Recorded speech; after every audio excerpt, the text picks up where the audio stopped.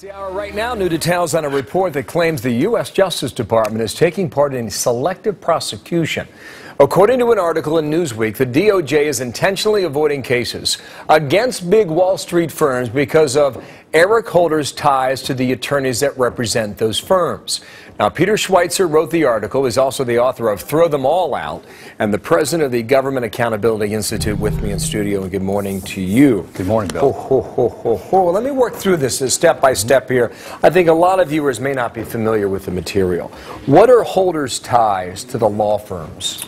Well, Eric Holder and the other top 5 officials at the Department of Justice all came from large firms that do a lot of business with Wall Street. Covington and Burling, for example, is Eric Holder's firm. He was part of the white-collar criminal defense practice, as was Lanny Brewer, who's the head of the criminal division, and others. This is a firm that did a lot of business with Wall Street. In fact, it still represents Goldman Sachs, Bank of America, J.P. Morgan, MF Global, etc. So would some of the attorneys from these firms go work at the Department of Justice, or would it work in reverse, or does it work hand in glove? What is it? That's a great point. It's a revolving door, really. In fact, when Eric Holder became Attorney General in 2009, he came over and brought over with him 5 other attorneys, 2 of which have now returned back to Covington and are working on white-collar criminal defense cases, again, in some instances involving large financial institutions. Yeah, so your suggestion then is that he does not go after these firms because it's cronyism, they know each other,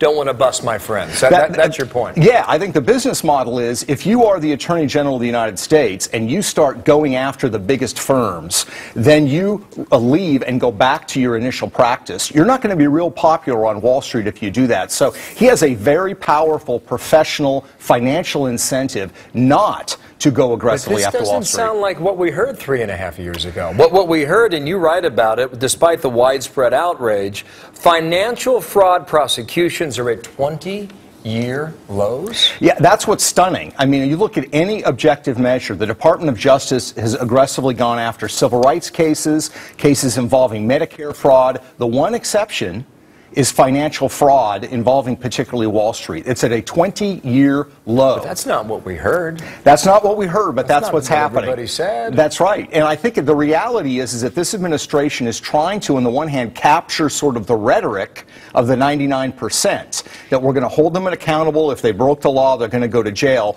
But in reality, the way that justice is being played out, it's crony justice in the sense that they're really favoring the 1%.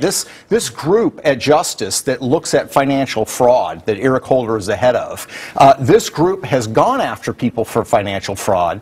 But when you look at on the website, it's all these sort of regular Americans. In fact, there are 3 middle-aged women from Connecticut who are now facing jail time because they were involved in a fraudulent gifting circle.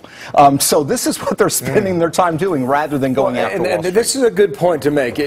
And the point of your article is not that these lawyers aren't working at Department of Justice. The question of what they're working on. I think about the immigration cases, the challenges to state laws. I think about voter ID in various parts of the country. Think of Roger Clemens.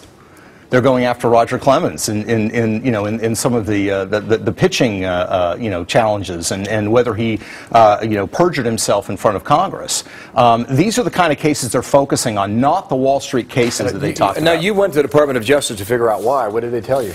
They basically said that they are working very hard and they're trying to do things. One of the defenses they make is, well, these firms hire a lot of attorneys, and so it's hard to bring these cases. Do you buy that? No, I don't. That's the same defense that could have been used against Enron or some of the other corporate scandals 10 years ago. The Department of Justice did go after those individuals, and they did go to jail. It's a hard case to make sometimes, but you need to try to make it. It's an interesting read, and we'll see how far you get with it. Thank you, David. David Schweitzer, appreciate you coming and sharing your story with us. Thanks, Bill. All right.